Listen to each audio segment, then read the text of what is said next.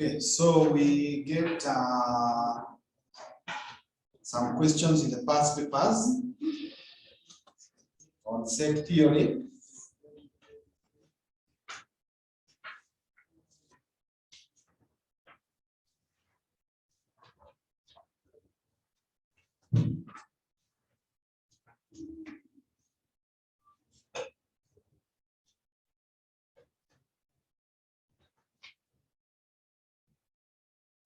Yes, go to page 37.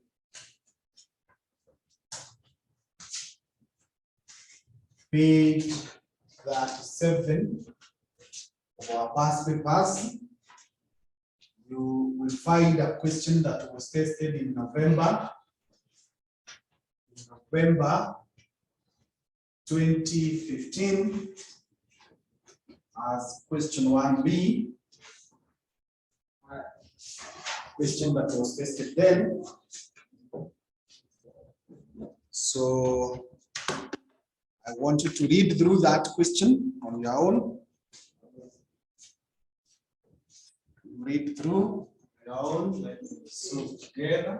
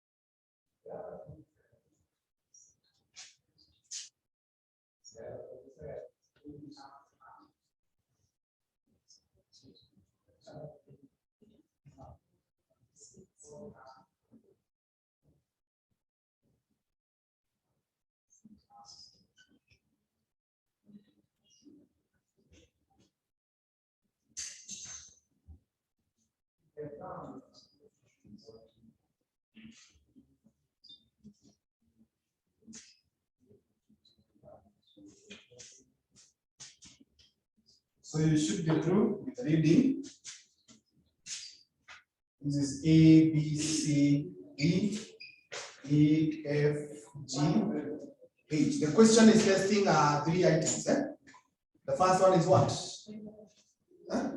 They're talking of the name. See there?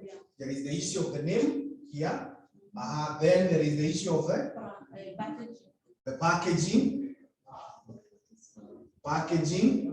and there is the issue of the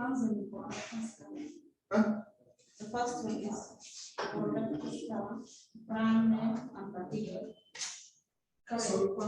So color ya kwanza, but they do not matter. You can record them in whichever way. So you are saying color is the first, Yeah. Followed by brand name, followed by packaging. Now this is what we call a Venn diagram, and it's usually drawn like this. A Venn diagram.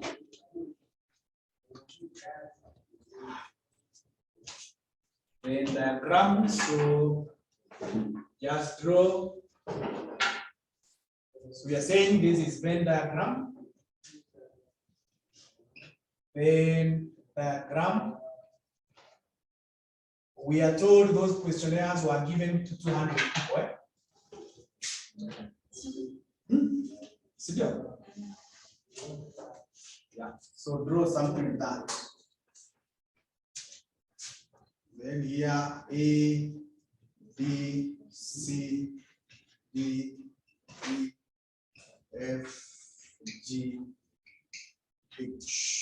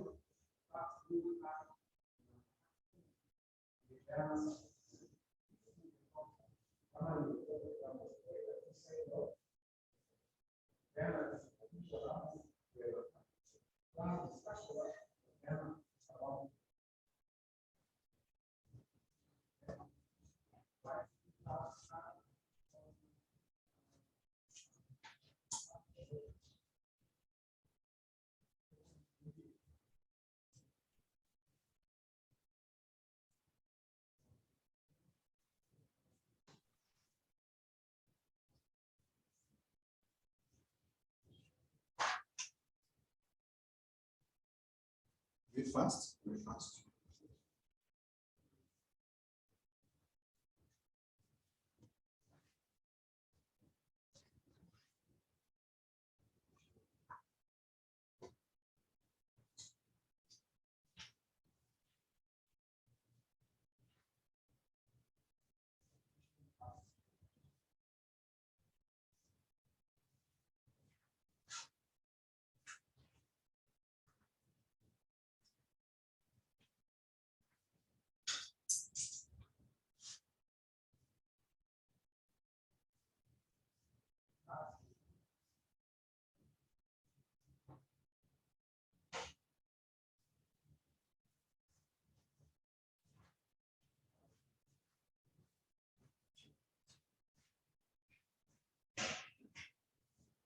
Okay, so now we can start recording. Janet, welcome. So the question says, 24 persons write packaging and brand name. Those, the recordings that we are going to do, we normally call them equations. So down there, we got equations. Equations. Equations. So in these equations, we are told that 24, they write packaging and brand name. I told you when you see the word A and B, it means intersection. So where name and packaging meet, the two circles, where they meet, we have C and F. So 24 is C plus F.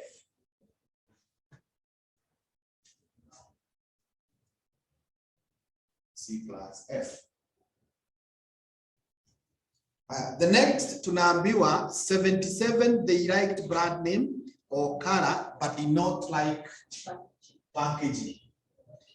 I told you when you are given more than two sets, it is best first of all you deal with the first two.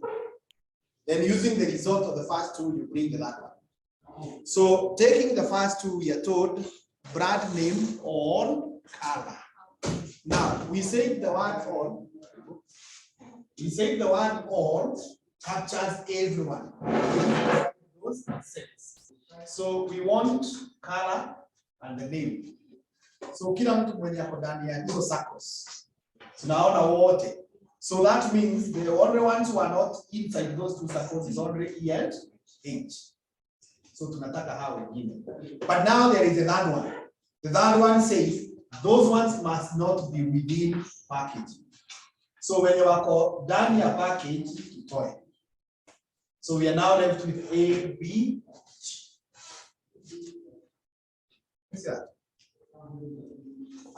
Tumesema hivi, let me repeat. We are told name all color. The word all means everyone who is inside the two sets.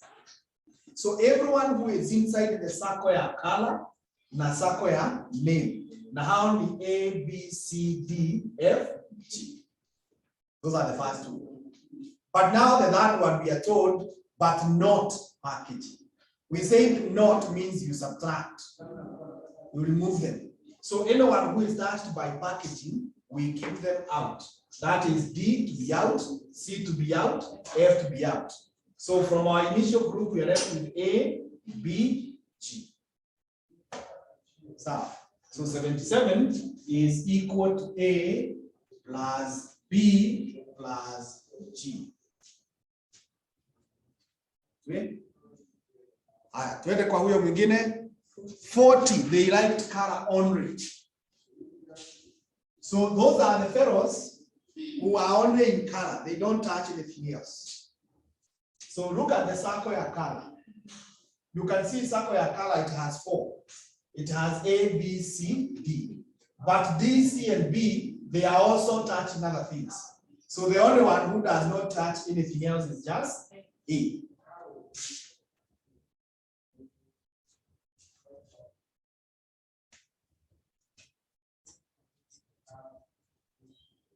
Aya, 120 liked color or the brand name. 120, they liked color or the brand name. So the word all tulisema is the union. So inachukua kila mtu mwenye ako ndani ya color na ako ndani ya name. So that must be A plus B plus C plus D plus F plus G. Siko sawa? Haya. Let's go to the next. Inasema 23, they liked color and packaging. Color and packaging. So where color meets packaging is CD. So C plus D. Aya, huyo mwingine ni 43. They liked at least 2. So when you see the word at least, it means that number or more. That number or more. So when you're told at least 2, it means 2 or 3, because the maximum we can get is 3. So those who are in more than 1, it is B, B is in 2, C is in 3. So now then D is in 2 and F is in 2. So this 43 must then be B plus C plus D plus F. 5 did not like any. So those who did not like any, They are the ones who are outside the 3, and that is just H. And then we are told the questionnaires of 25 were not received back. The meaning of that is our research then was less 25. So we were dealing with 175. So even here, because I don't have space, I'll just put it that way. After you are through with the information given, you now bring the whole equation. The whole equation should then say 175. So now our research is about 175. So you bring kila mtu. A plus B plus C plus D plus E plus F plus G plus H should be 175. So ukifika hapo, now you will start your workings. Copy of that point, so you are not copying.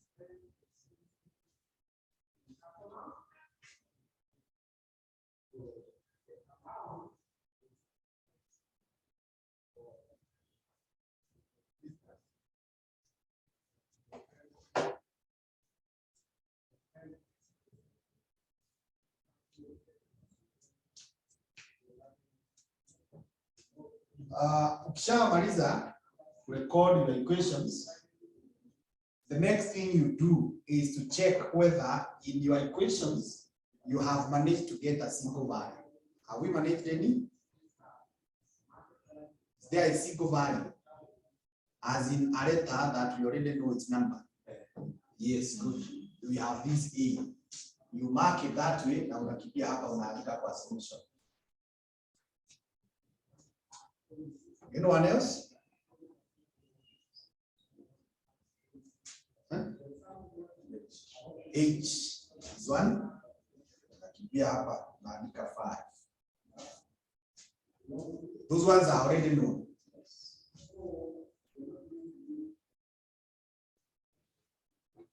When you have done that, the argument is normally preferred in a concept we call bottom up. Bottom up. You argue from bottom going upwards. And the starting point with the argument is we use the word latest catch. Latest catch. Ile value umepata ya mwisho ndio tunaita the latest catch. You now look for where else that value is. Ukishaenda pale, you check whether it will help you find others.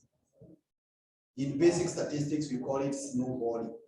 Snowballing is like what they use in the police. Wakishika mwizi moja, wanamtumia, anawapeleka, anasema hata huyu tunakuanga naye kwa ndani. Tena wanaendea mwingine hivyo hivyo. So unatumia the latest catch. Anaenda akikusaidia unapata wote. So let's take this to be the latest catch. H. So where do you find H in another equation?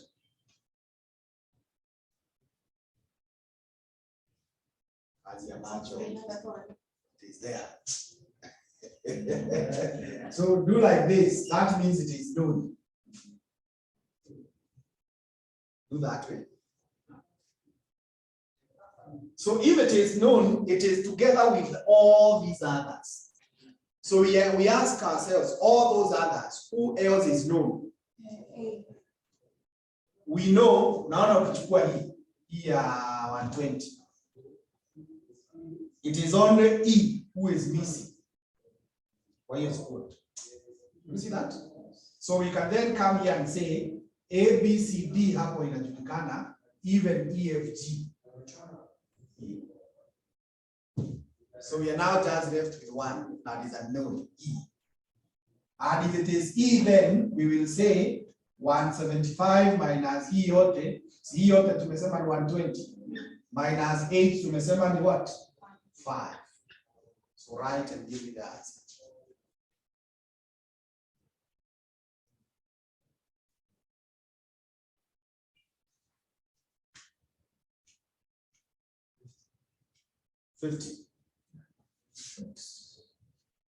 So E is 50.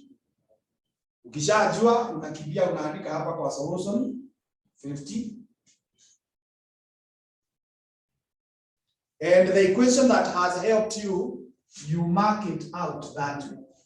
Meaning you cannot come back there. Hapo umemaliza saidizi.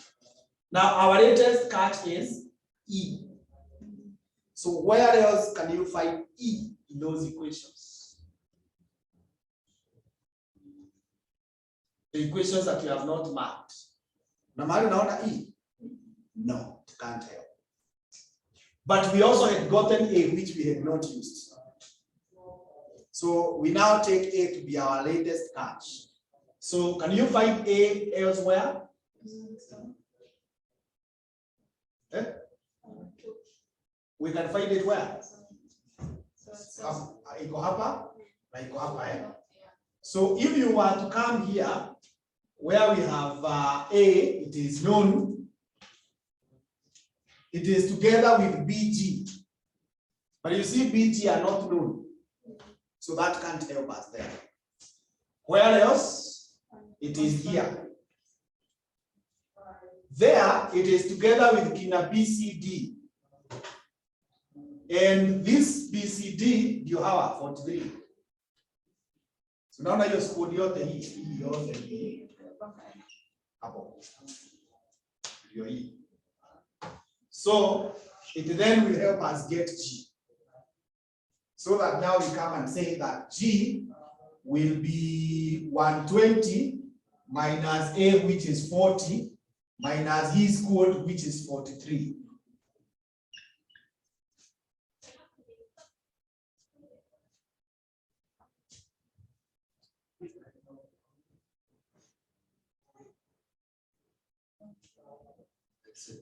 That's 7. So nakimbia naandika hapa that 7. And that equation you mark it out. Where else do you find your latest catch? Where else?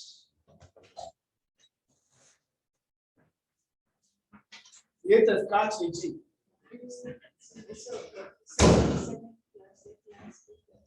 Hapa, eh? Good. So ikiwa hapa, we know G, we also know A. So B now can be solved as 77 minus 40 minus G, which is 37. So that gives us what? 0. So B is 0. B is 0.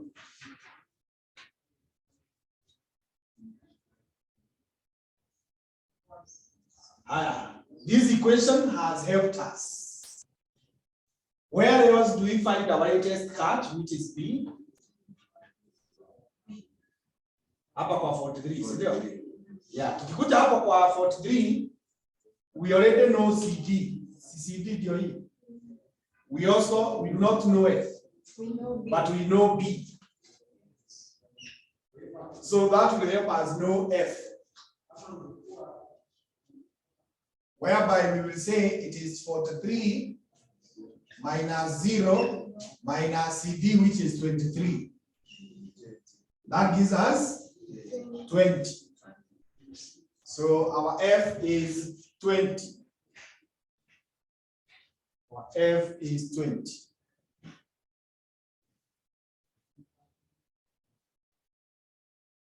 So here, tumeipata hapa. So we mark it out. Our latest catch is F. Where else do we find it? The first one. Where we say we know F. So it will help us say that C should be 24 minus C, which is 20. Sorry, minus F, which is 20. So that gives us what? 4. So C is 4. And this one has helped us mark it out. So our latest catch is C. Where else do you find it? At 23 here, C is known. So it will help us say that D is 23 minus 4, and that gives us what? 19. So unakimbia unaweka hapa. And this equation has helped us. So looking at our equations, we have marked all of them. So hakuna yenye haijasaidia. And now going to our table of solutions, we realize that we also have established everything. So what we need to confirm now is whether these ones, when you add them, they take you back to this.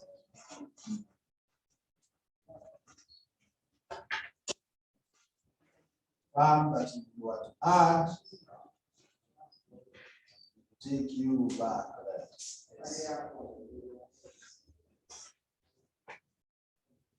They are agreeing, yes? Good. 175. So if there is agreement, now we provide the other solutions to the question. The question had begun by asking for a Venn diagram. That one is provided. The next thing now they're asking is persons who write all the three. That is Roman 2. So the answer to Roman 2, those who write all the three, C. So C, we know it is what? 4. This is where I told you Venn diagrams or set theory is used to count. So now we are counting. That's count. Roman 3 inauliza the proportion of persons that write the kara. So those who write kara, they are everyone who is inside kara, that is A plus B plus C plus D. You will divide by N. We can multiply by 100. You can either leave it as a decimal or you convert to a percent. So A, this will be 40 plus 0 plus 4 plus 19. You divide by 175 times 100.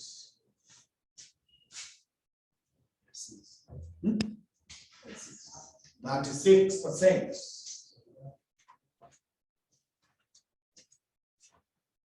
36%.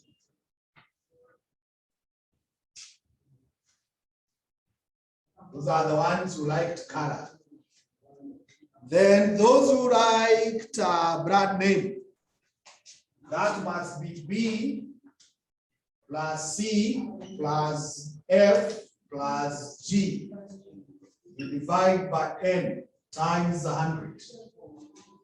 So B is 0, C is 4, F is 20, and G is 37. You divide by 175 times 100. 34. 0.9%. And Roman 5 now, Roman 5. Those who liked packaging. Packaging is C plus D plus E plus F. You divide by 10, multiplied by 100. So C is 4, D is 19, E is 50, and F is 20. You divide by 175 times 100. You get 53.1%. 53.1%. And Roman 6, this was 5. Roman 6. Attribute that to be incorporated. Now, ukiangalia hapo juu, they had said the company's policy is to incorporate an attribute in the product if at least 50% of the respondents write the attribute. So, which one has more than 50%? Okay. Packaging. Good. So it's packaging.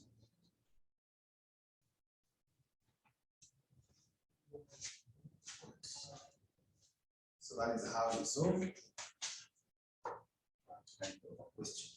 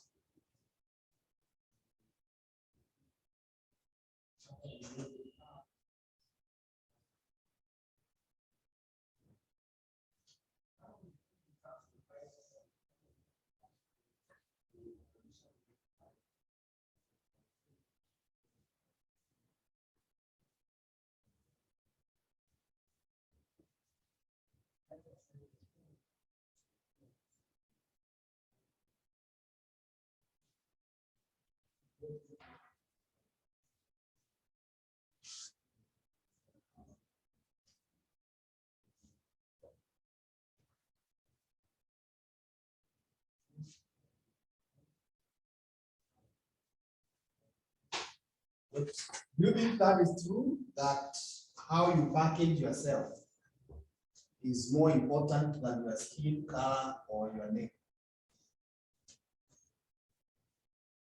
Then you may buy because you your package.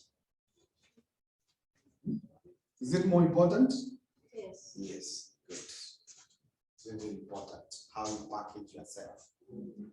How you package yourself, it guides us in valuing you. And once we value you, we know where to put you. Or as we approach you, we know we are approaching you for what? We say you are addressed according to how you are dressed. Na venye unaweza vaa ukifika tu hapa kwa lift mpaka soja anakupigia saluti akikuonyesha ofisi ya mkubwa. Or another day ukuje umevaa inawei, ukishuka tu kwa lift soja anakukujia bio akikwambia rudi kwa lift. You're not wanted here. So it's very, very important how you package yourself That's why when you're invited for interviews, you're supposed to go in a smart way. But nowadays, naona ni kama dressing code ya interviews kubadilika. Unaitwa interview, unaenda kama tu venye nimevaa. When you get some of us there, you'll be disqualified. You need to be smart. So packaging is very, very important. Good. The next question I want to deal with is on page 33. Page 33, a question of November 2016. Page 33, a question of November 2016, which is question 2B. Question 2B.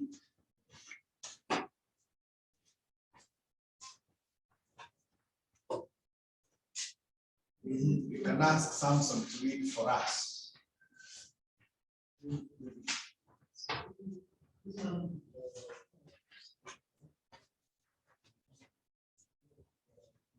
Samson? Particular college offers 3 courses, namely accounting, information technology, statistics, and statistics. The department of the college conducted a survey of 500 students to determine the number of students enrolled for each of 3 courses. The result of the survey was as follows.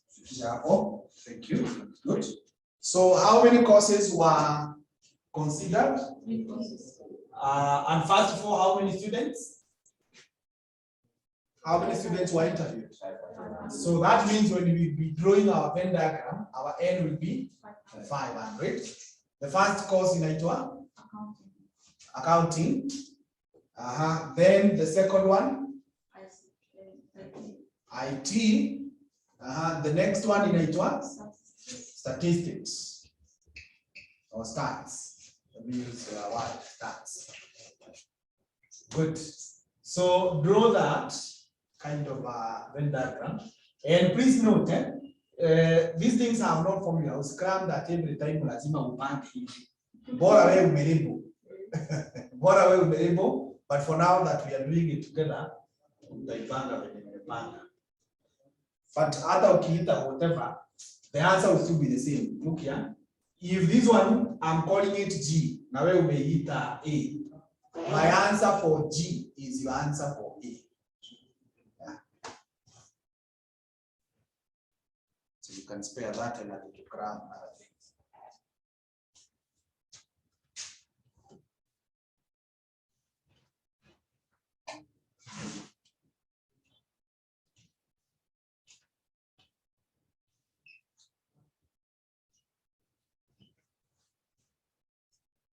Yeah.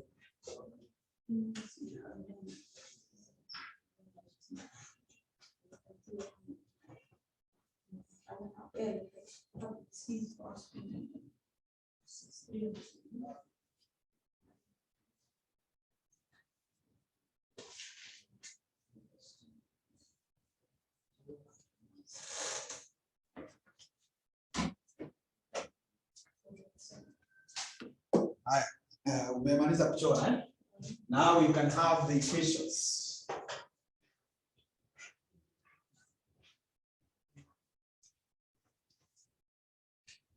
You can have the equations. So the first one says 329 were enrolled for account. So everyone who is inside accounting, that is A plus B plus C plus D. Yes. 186 were in IT. So 186 IT. When you are done IT, it is B plus C plus F plus G. Next is 295. Why in statistics? 295 is everyone who is in statistics. That is C plus D plus E plus F. 85 were in accounts and IT. 85. It is 83. Oh, good. 83. 83, they are in accounts and IT. So we only B and C. So B plus C. B plus C. Then those 217 they were in accounts and statistics. 217. Accounts and statistics, where they meet is C, D. So C plus D. 63, they were in statistics and IT. 63, they were in accounting. No. They were in statistics and IT. So statistics and IT, it is CF.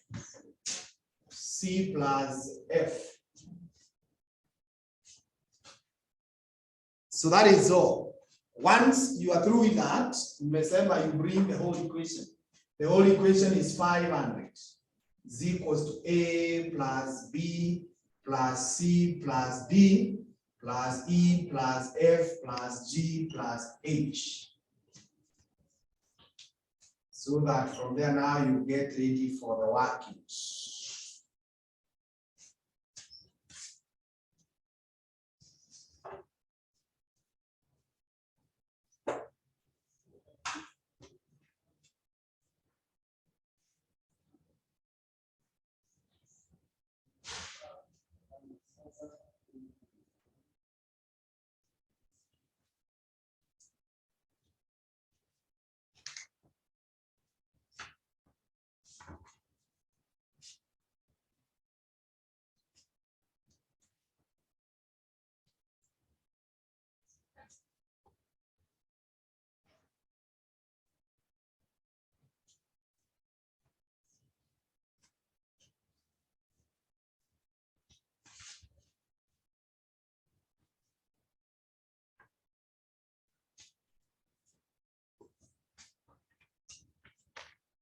We are through at that point.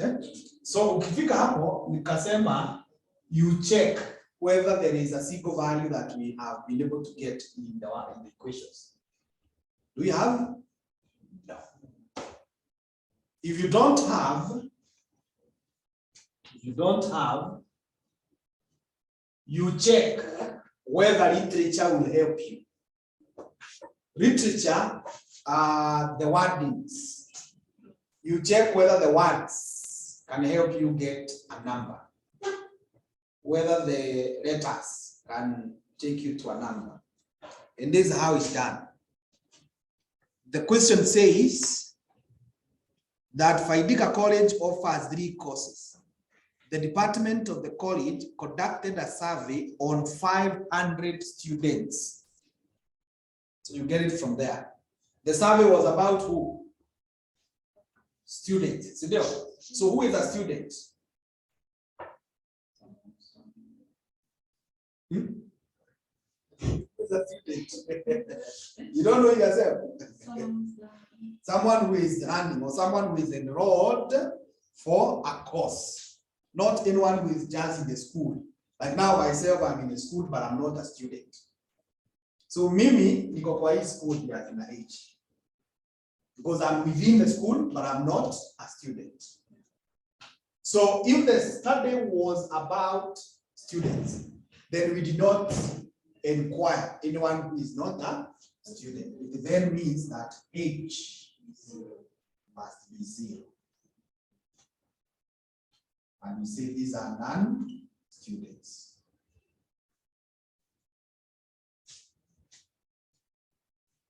That's how you get a letter, sorry, a number from a letter. So unakimbia unaweka hapa. And maybe for cramming purposes, if you are not able to get it from the literature, you just put it to be 0. If it is wrong, one of the ways that will tell you it is wrong, ukirudi nyuma, some values will start becoming negative. So ukiona kuna negative, ujue now your H value was wrong. Lakini kama zimebaki positive, that's okay. So our latest catch is now H. So where do you find H? It is here. So you mark it that way. It is together with others. So you try to see how those blocks are known. Now the whole of this block, A, B, C, D. Sio inajulikana. So tumebakishiwa E, F, G. Now this E, F, G, we can take this E, F because it is here. Naona hapa hii, it is together with CD. CD tunaijua. This is CD. So CD tukiweka hapa 217, see the balance ndio hii EF. So kwa hiyo equation sasa tumeachwa na nani? G. So we will then be able to say that G must be 500 minus his code ya ABCD 329 minus his code ya EF. His code ya EF, it is 295 minus he CD 217. You're here. Then H, which we know is 0. Yeah. So now you solve that and tell me G is what?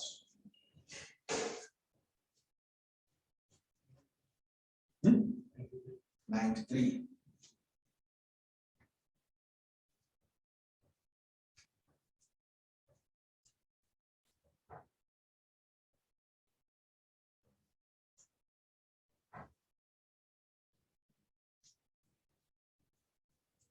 So that 93, we bring it here.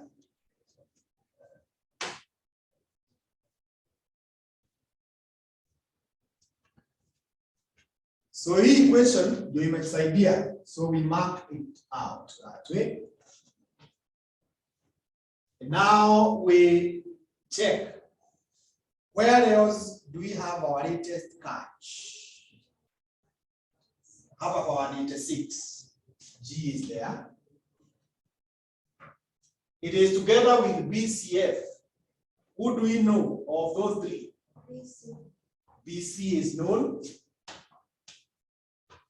So if BC is known, we will come here and say F should be 186 minus BC. BC is 83 minus G. G is what? 93.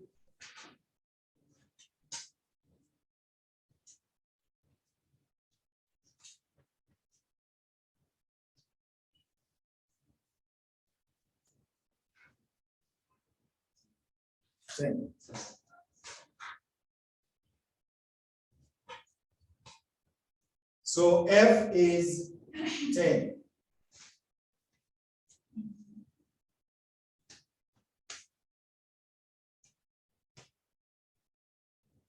So this equation we will say here. So where do we have our latest catch next? Huh? We can get E. We can get E. E here. Eh? Yes. Yeah. So tukuje hapa. Because we know F. So we come here and say E is 295 minus CD. CD is 217 minus F, which is 10. So the answer is still 10. No, 68. It's 68. 68, the value for E. The value for E is kidogo tu tuende. So hiyo tumepata, si ndio? So hiyo kwanza tunakuja tunaweka hapa na hii ndio imetusaidia, si ndio? So you are saying but the best way, unaona hiyo methodical, hiyo kutumia the last catch. Hiyo ndio inakuanga easier. Hiyo ndio inakuanga easier. Then tukuja hapa kwa 63, si ndio? Tukikuja hapo we have F, which we know. So it will help us get C as 63 minus F, which is 10. So C must be 50. So naandika hapa 53. So imetusaidia. Haya, tuende kwa B hapa. Or even D, si ndio? Because we know C. So D then should be 217 minus 53. 164. So D is 164. So hii imesaidia. Tukikuja hapa, we can be able to know B because we know C. So B is 83 minus 53. That gives us that. So B is that. Nasonga tu imetusaidia. Shukuru. Tuende huko juu. We know these three. Si ndio? We know those three. So A is 329 minus 30 minus 53 minus 164. That gives us 82. So that 82 tunaiweka hapa because tumesaidiwa na this one. Now confirm, because we have used all the equations and we have everything here, confirm whether they are adding back to 500.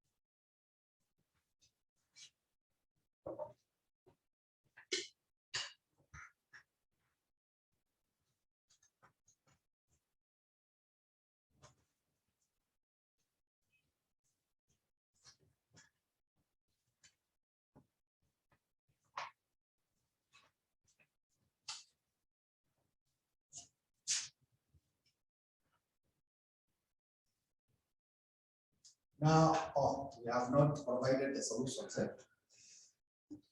Solutions tulikuwa tunaulizwa illustrate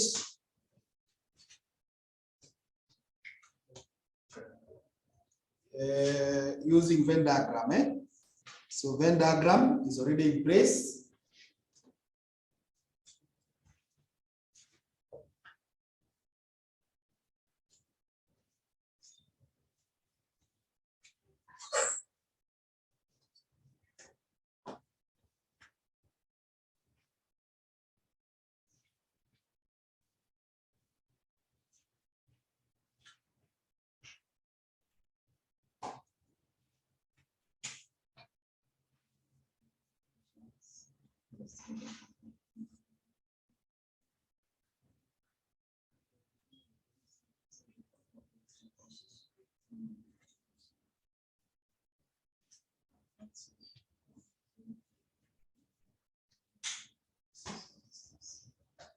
So we are okay with that.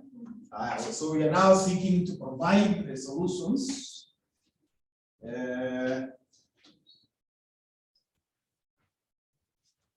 So Venn diagram is already in place.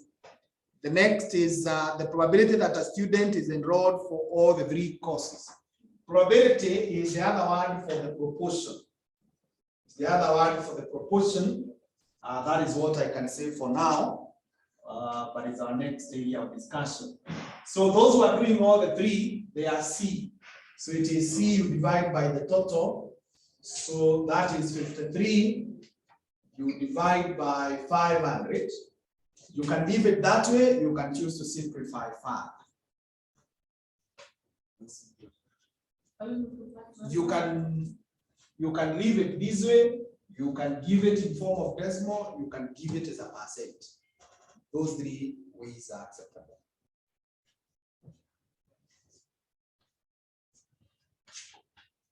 But the best is the decimal when you are in probabilities. 0.106. All right.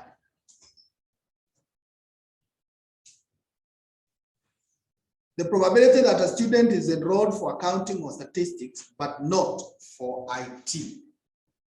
So tunataka wale wako kwa accounting or statistics, but not IT.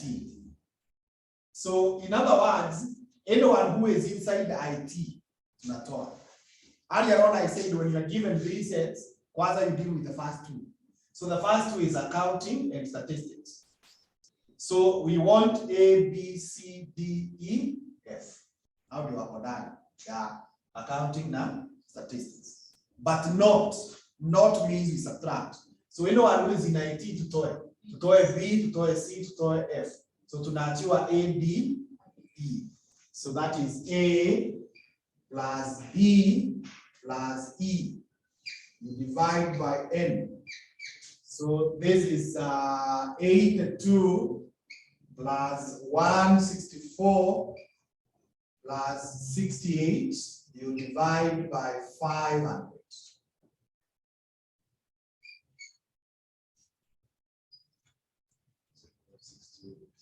0.6328. 6328. No. 628.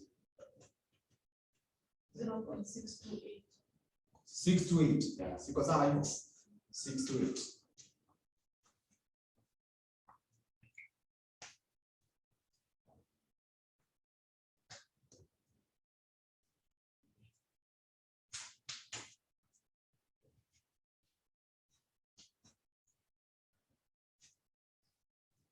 Tuko sawa.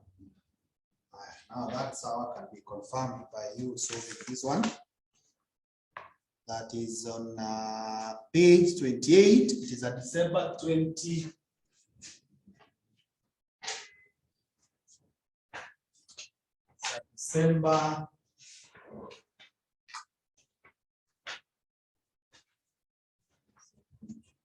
December 2017, question 1C.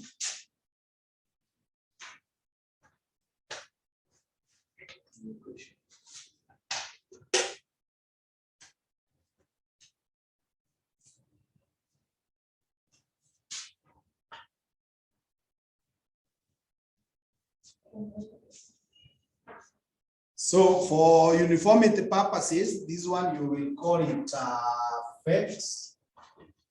This one you call it checks. This one you call it max. So sasa hiyo unapambana kivyako all the way. Come for the answers.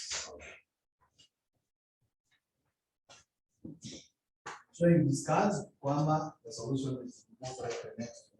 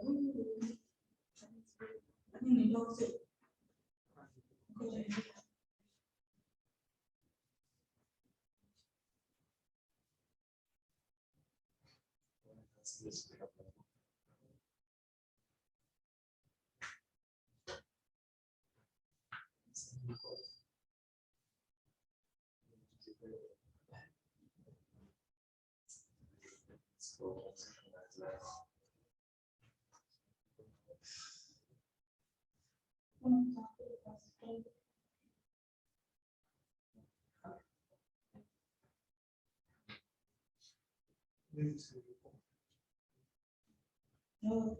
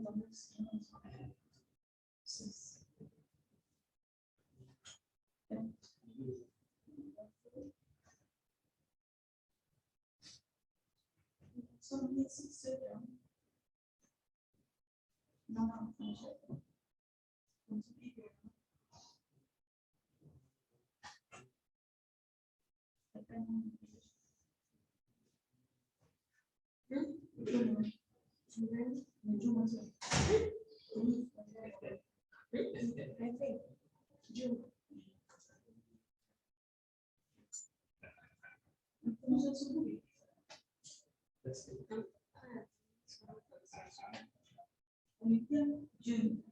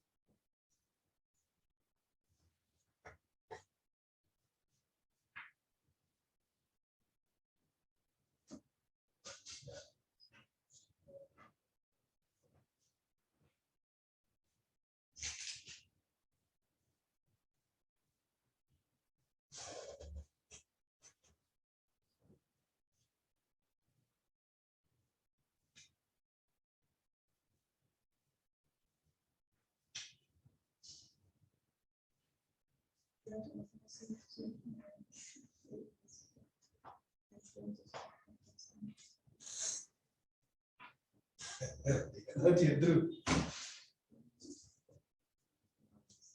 Okay.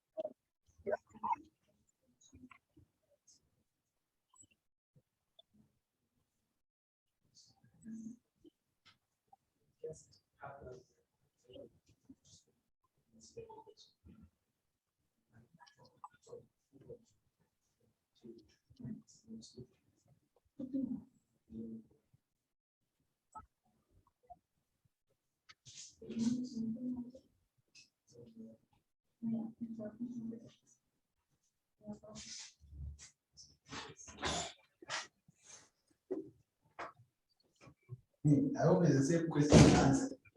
So it's a different one. Marisa, what are the answers? A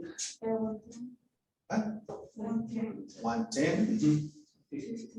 Mm-hmm. 195. 85. 70. 95.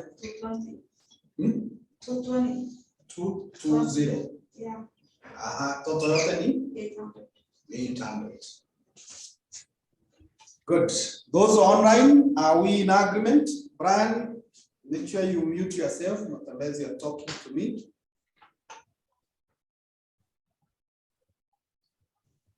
Janet and Zahra, have we agreed with those results? Yes, Janet is in agreement. Zahra? Good. All right. Okay.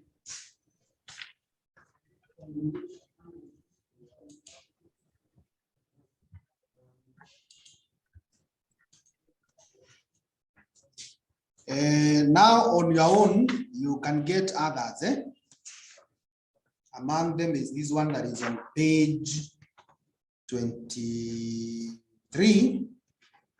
Page 23 is a question of May 2019. May 2019, question 1C. May 2019, question 1C. So we will put that matter to rest at that point. And I told you you do assignments and you submit for marking. Submit for marking, because my nature is that once I give an assignment, I will not look at it again in class. But you can buy a book for assignments. Once I give them, you do and you bring. Those are online. You can also take a photo. You say to me or you scan. Yeah, that's how you can get to know whether you have done the right thing. But if you're not able to do that, you can still buy my vision kit, but that now will cost you. So there's no need of incurring the cost when there is an avenue that is free. You should also start preparing for an exam for a CAT. Soon, I think next week or next week but one, we should have a CAT. Cards are compulsory. As long as you want to be my next class. But kama umetosheka na zenye umesoma, you can run away.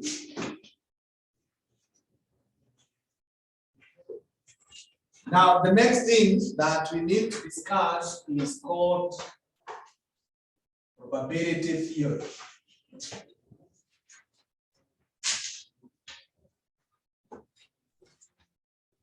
Probability theory.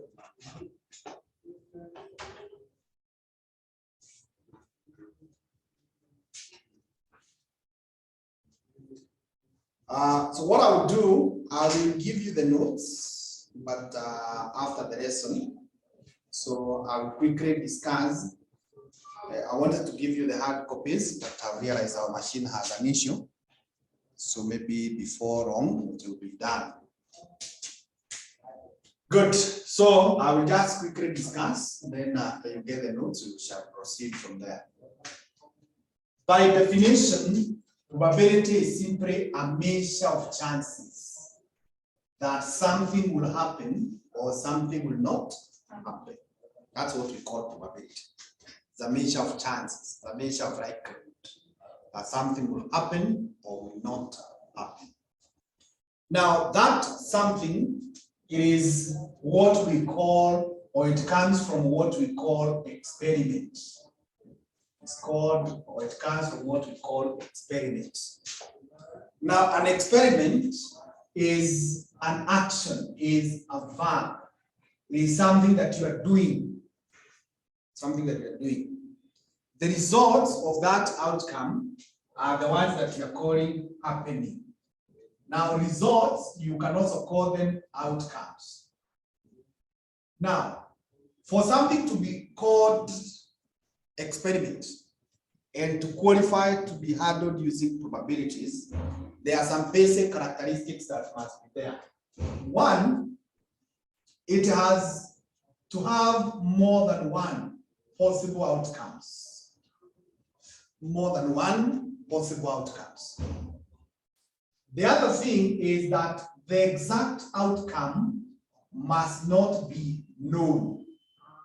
The exact outcome must not be known. And then the other character is that the outcomes need not necessarily be similar. Need not necessarily be similar. And then the experiment can be repeated. The experiment can be repeated. Now, some well-known examples of experiments include tossing a coin. Now, when you toss a coin, there are more than one possible outcomes. You can either get a head or a tail. And before you toss and the coin lands, you are not able to know exactly what will come out to be. And it is possible when you toss once, you get a head, you toss again, you get another head, you toss again, you get another head. But it is not guaranteed that all the tosses will give the same outcome. Kuna hiyo uwezekano ya kuchanganyikana, head, tail, tail, hivyo. The other thing is that the experiment can be repeated. You can toss the coin more than once. Something else is like sitting for an exam.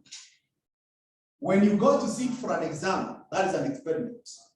There are more than one possible outcomes. And no one is really sure 100% that hii mtihani nimekalia ama hiyo mtihani nimekalia. Either nimepita ama nimeanguka. No one is sure. We only have hopes and chances. And it is possible that every exam unapita, unapita. But once in a while, kuna mahali utapigwa chenga kidogo. Very few of us can report that tangu mimi nianze kukalia mitihani sijawahi anguka. Very few of us.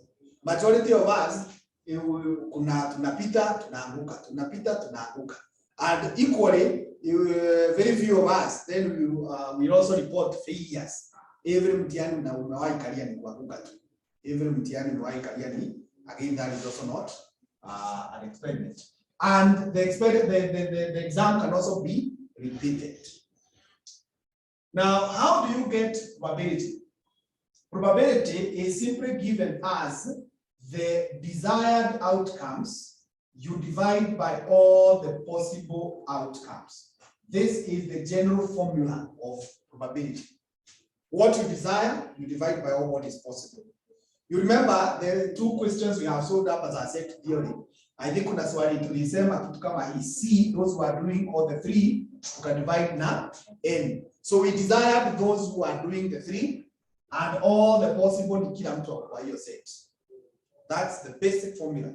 We will have many other formulas as we go by and by, but all of them, their bedrock is here. We resonate from here. Desire over possible. The other thing that I need to say is when it comes to determining these probabilities, we have three types of probabilities.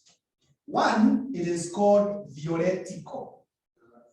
Theoretical, we also call it axiomatic.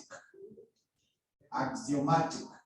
Now, this is where there is no actual experiment that is done, but rely on emotions, feelings, and moods. And the person who is generating this is not an expert in that area. For example, in this class, none of you is an expert in QA. So if you were to look at your colleague and you tell them, well, your chances of kupita QA are these. Now that is what? Theoretical. Because you are not an expert, hakuna experiment umefanya, you are just guided by your own feelings, your own moods, your own emotions. And then you give us a figure. So as such, that kind of probability is very unreliable. Then we have what we call priori. Now, priori is a probability that is theoretical, no experiment is done, but whoever is giving the figures is an expert in that area. Like myself, you can be sure I've taught many students. And therefore, I have seen many students who have passed, and I've also seen many students who have failed. Therefore, I know most likely ukiona hii tabia imeanza hivi, kuna uwezekano huyu atapita, huyu hatapita.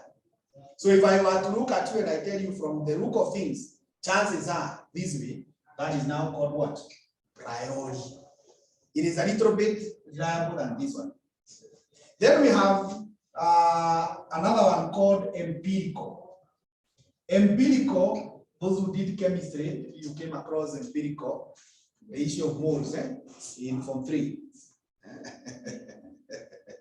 Yeah, I was very good in sciences, I can remember that. It is where you have an experiment. Like in this class now, I've been teaching you for the whole of this semester. And every week or every 2 weeks, every 2 weeks, every 2 weeks. Now, 1 week to the exam, ukuje tufanye average. Based on that, tuseme sasa, unaona average imetoka hivi.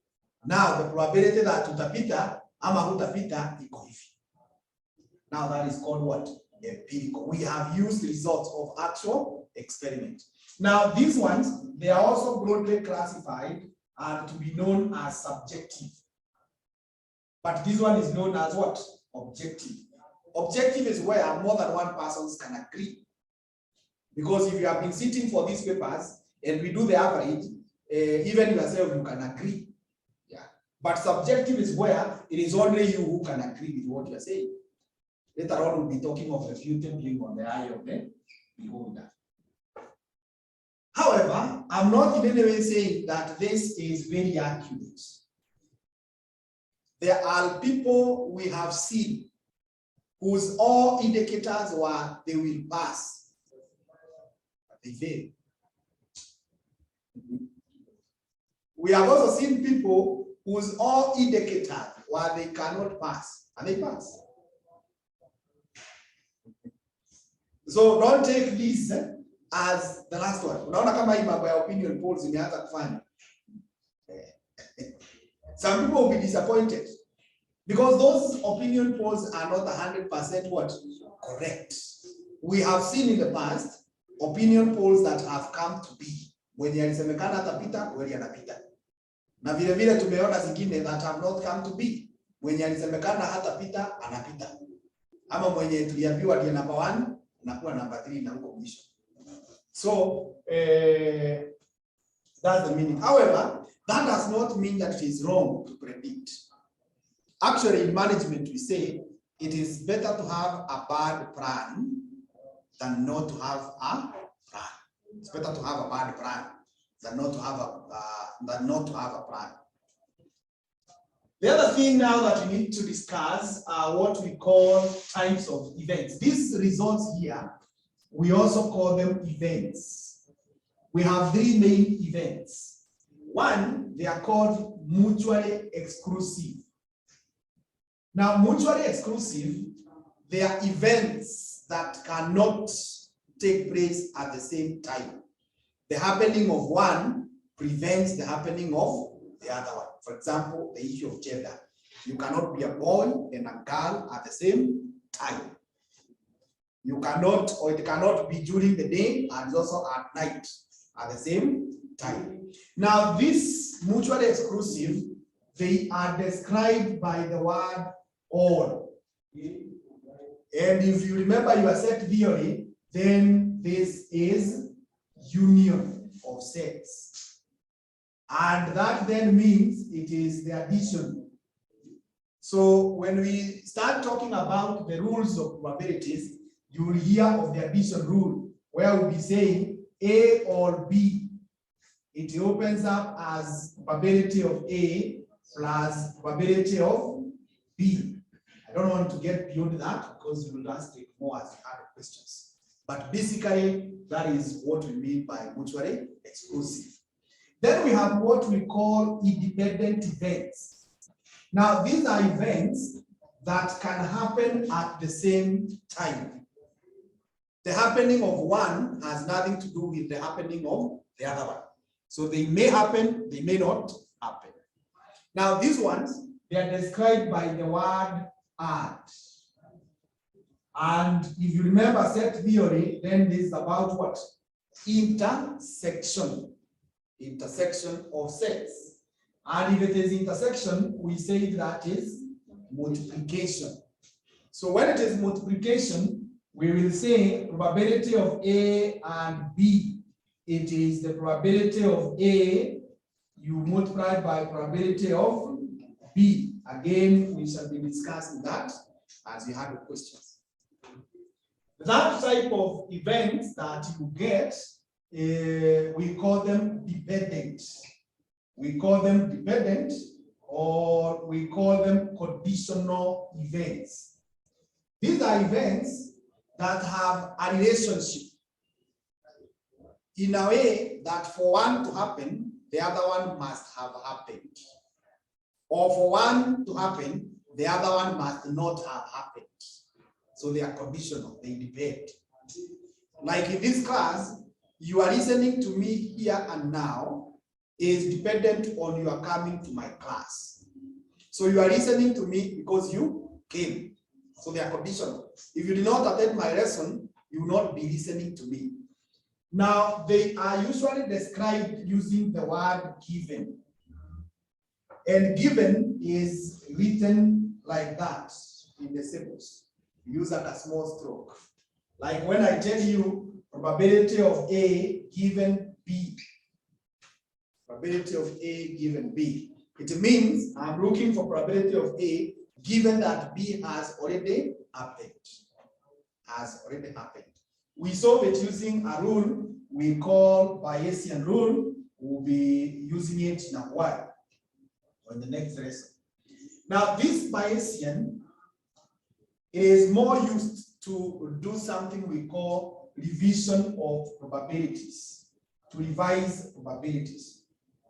And while we revise probabilities, though again we'll be talking more when we come to the topic of decision making, is that life is a series of decision making cycle.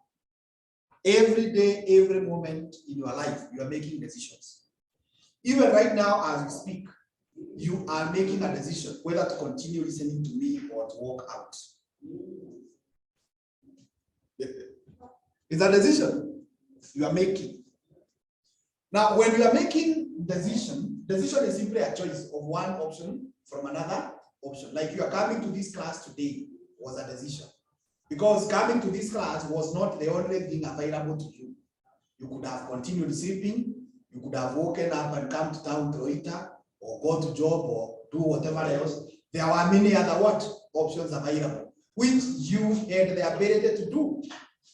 But you chose to come to class. That's what we call a decision. Now, that decision is based on information. But fortunately, it is only a very small proportion of information that you have before you make a decision. After you make a decision, that's when the bulk of the information and the true information comes. When we normally say you have gone beyond the point of return. Like, ukiangalia venye ulikuja kwa shule kama hii. What information did you have? Most likely ni mtu alikwambia enda kwa hiyo shule. Just a very simple information. Based on that, ukalipa your 20,000. Which is not a small amount of money. And I hope umesoma kwa fee structure. Money once paid is not refundable. Neither can you transfer. But ka statement kadogo tu hivyo ukaambiwa lipa, ukalipa. Now after umelipa, sasa ndio unaona the true colors of Kimani. Ndio unaona the true colors of destiny. It is either now you are enjoying being in my class or you are enjoying being in my class. I hope no one is enjoying. Now, if you are enjoying, then you are congratulating yourself. I made the right choice. This is where I needed to be. Sasa hii haikuwa shida iko hapo. If you are enjoying, you say, sasa huyu Kimani nilikuwa naambiwa, or they meant another Kimani.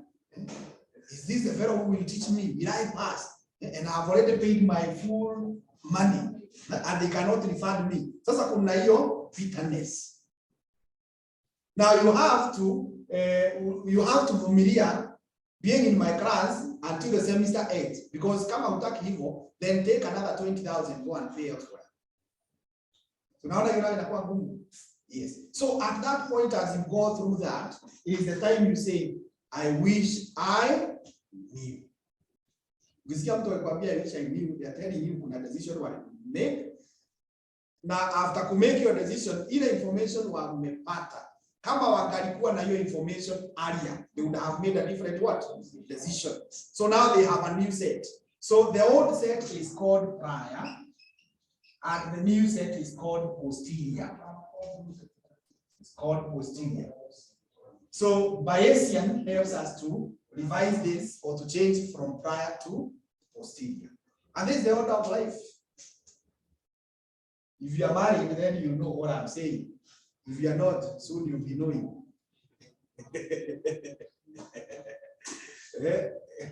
That's why you hear people say that love is blind. It's only that at that point, lazima uamue. But you only have a very small what? Ukishaamua na umekuja kwangu. Ama umeenda huko, ama amekuja. That is when you see the true colors. But it's too late, you cannot run away. Sasa lazima ukae hapo. Mpaka sijui wapi. So that's called Bayesian. So I think that is what I can say as the introductory part.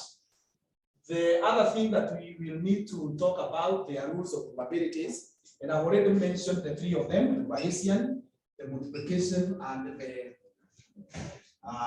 addition. The other one is called Remit's rule, and Remit simply says probability can only be 0 or 1. You cannot get a probability that is 0, that is less than 0, or more than 1. The other one is the complement rule, just like we had the complementary sets, which says probability of A happening plus the probability of A not happening should be equal to 1. Remember, we said complements, they make complete or they make a whole. So that is all that we can say for now. I will set the notes for WhatsApp group.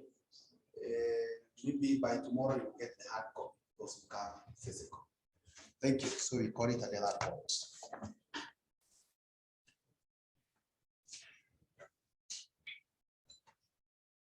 Maybe before we finalize on the logistics at Hama, for the ICT manager, so hapa, but I think from tomorrow we go back there.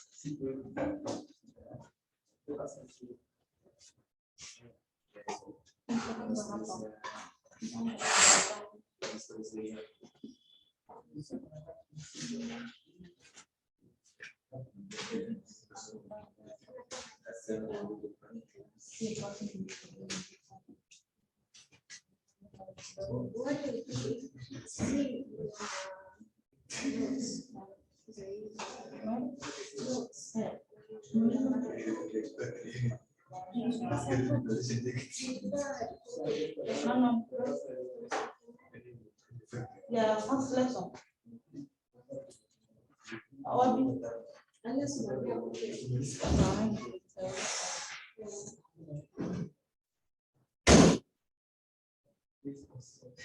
So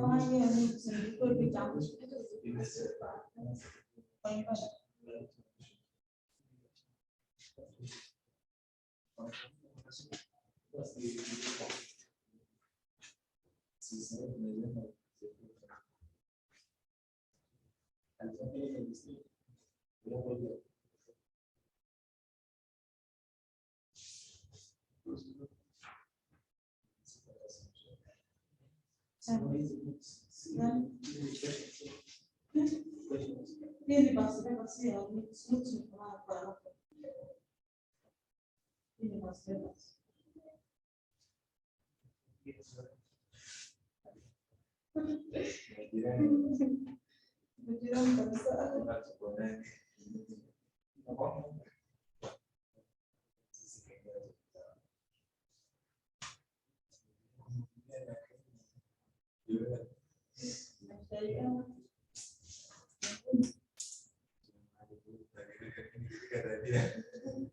Io mi portaria.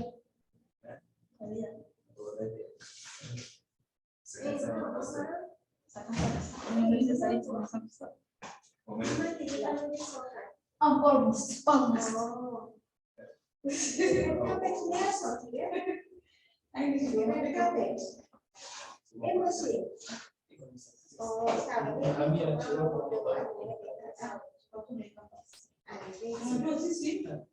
Come sono più fisso con pastiglia e non sono tanto passato.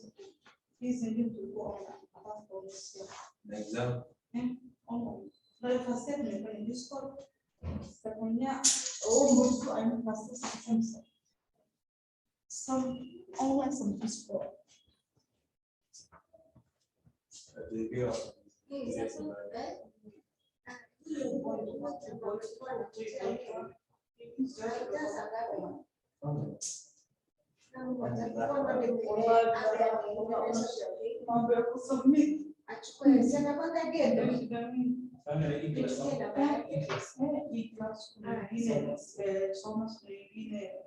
Google Classroom.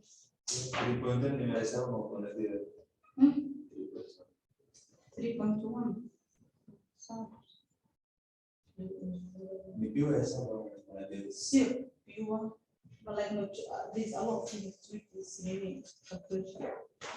Didn't know it's doing pretty beautiful. But 2.28 units, but in fact, I pick up 3.1. This is 3.26, 4.26, 4.20. Budget in the emotion 4.2. This is exactly 4.1 ni naona sijui kwa kwenye sababu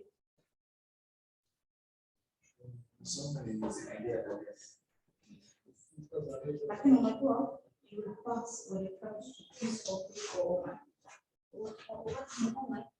unajua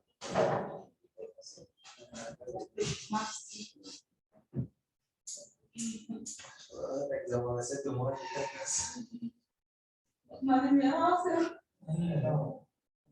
Kwa huyu hata kama unafanya assignment yote sababu sio kuna kitu kingine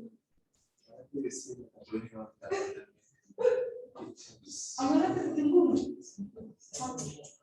sote kwa nini kuna internet bana tutajifunza sana check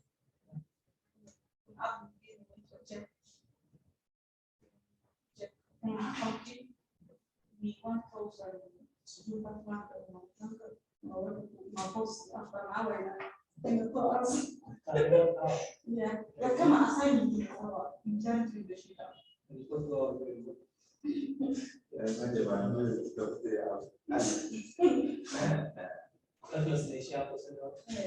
Kuna kesa singine lakini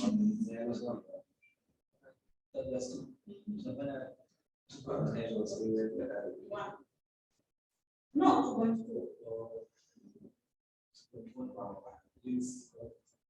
Nimebaki kusafiri.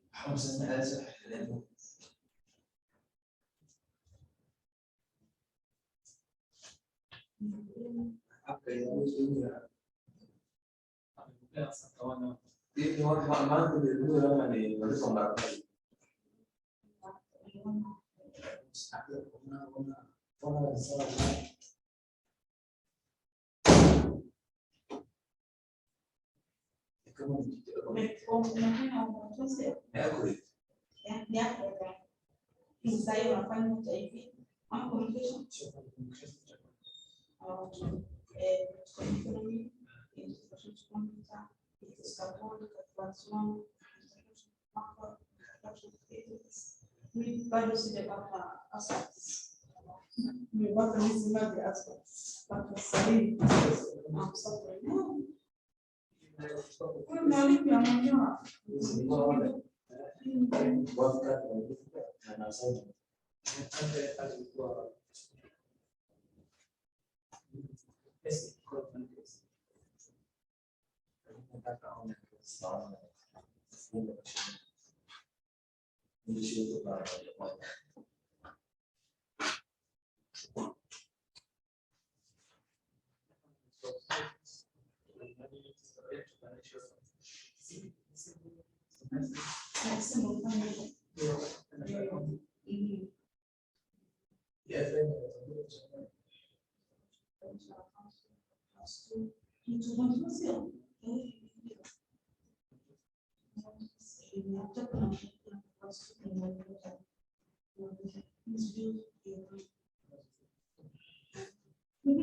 unapata 3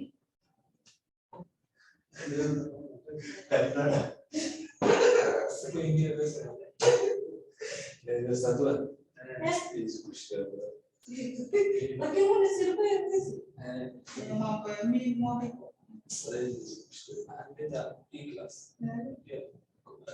unaweka So you can't get to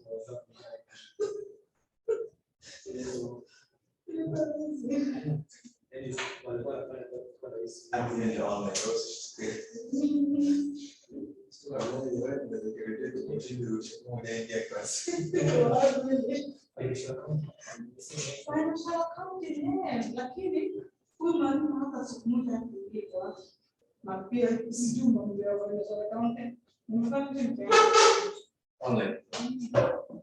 Kama ya online compare. I see that. What is more this? expect everything. And yet it's not us. Unataka. Hiyo ndio sikuli hiyo.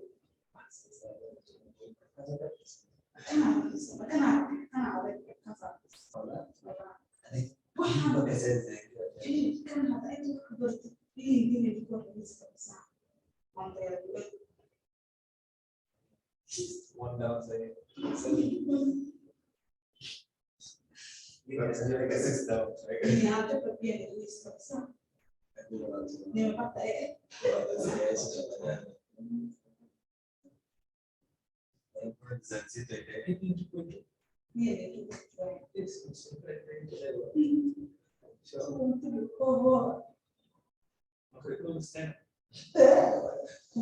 Sasa hivi mpaka nimefanya file ilikuwa ngumu kabisa. Sasa yake kesi imefanya bado amesema sijui that's it. Esse não foi não. Isso. Não tem isso.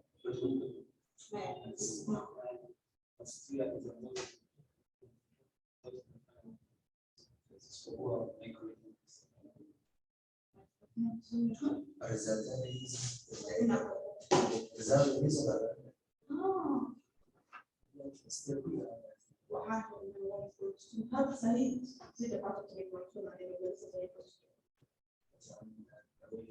I 2.2 units 2.1 units inakuja tu kidogo moja kila wakati tunafikiria aya sasa nimetoka abiria unasoma fati unaanza kipi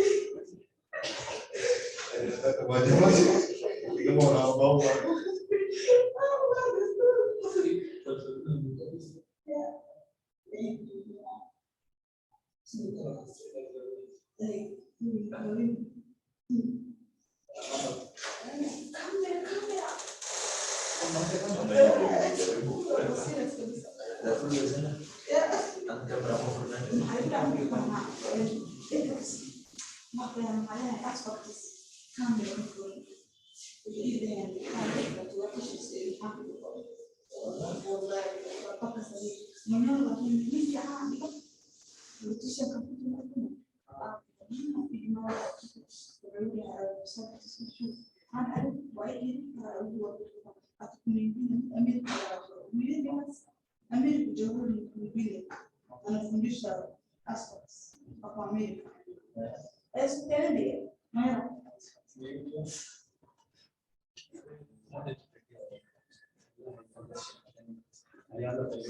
Mwenyewe,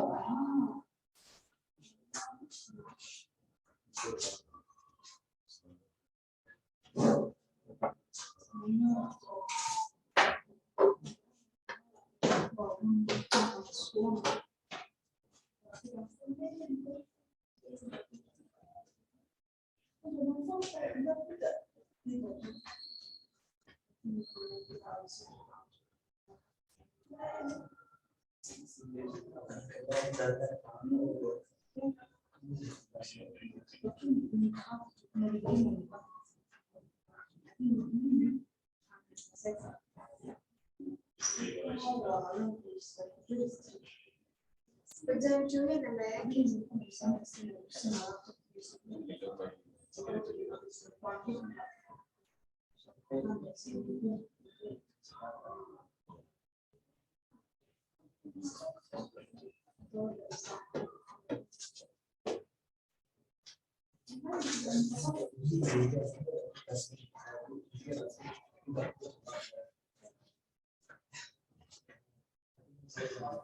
lakini sasa sisi tulipo wakati tulipoanza kwanza first time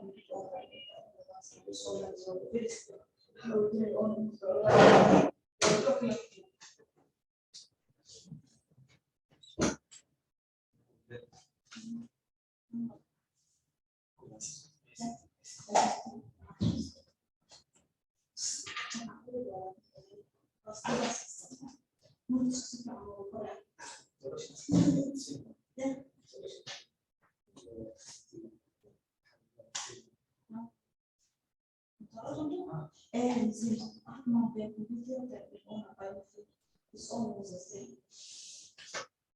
What is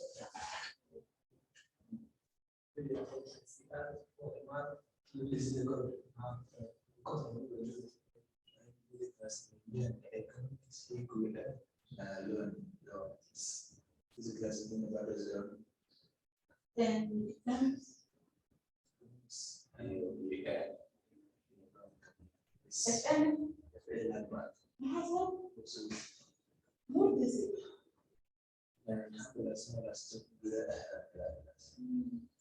Well,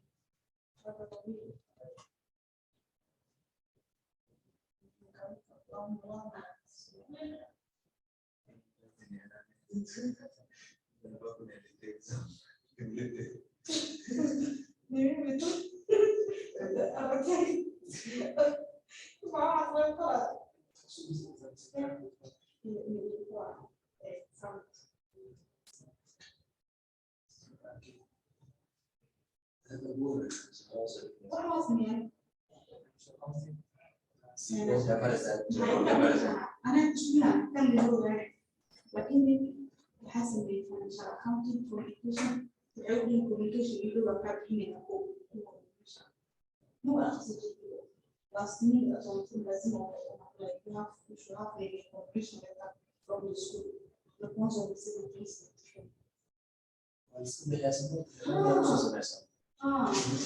بس هذه باشا زي وصلت أطول lazima wawe kumlisha na tena ndio sio ya mara. Bas last week communication was low.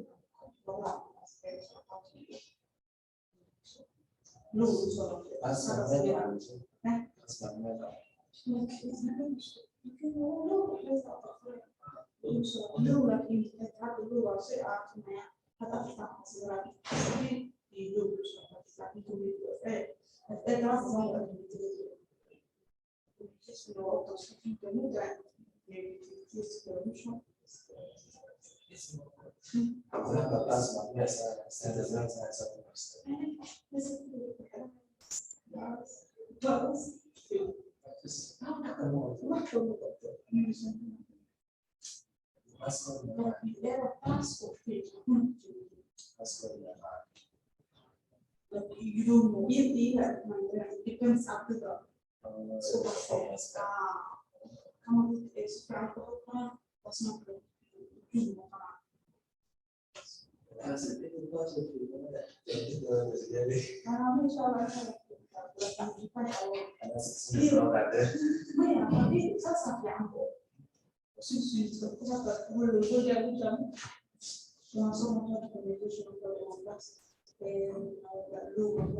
Like once you do a lot of fish, fish now.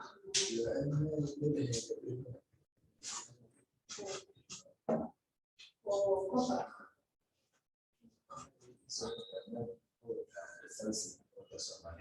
Somalia. Must have been high school, high school used to every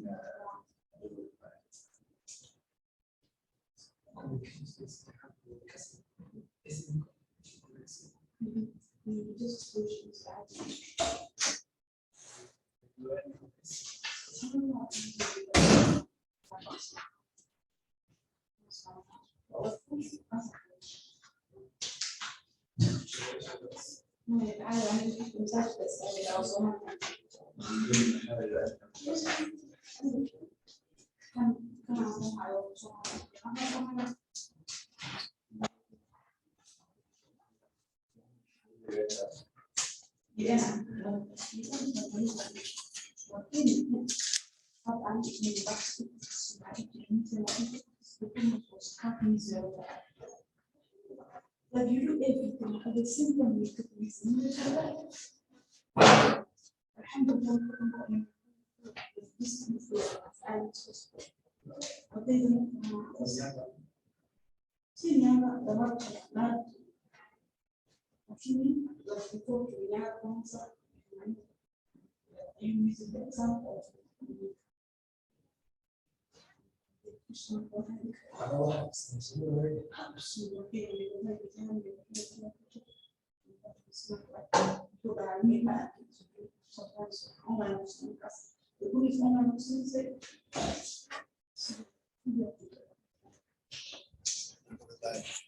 Back to end this class.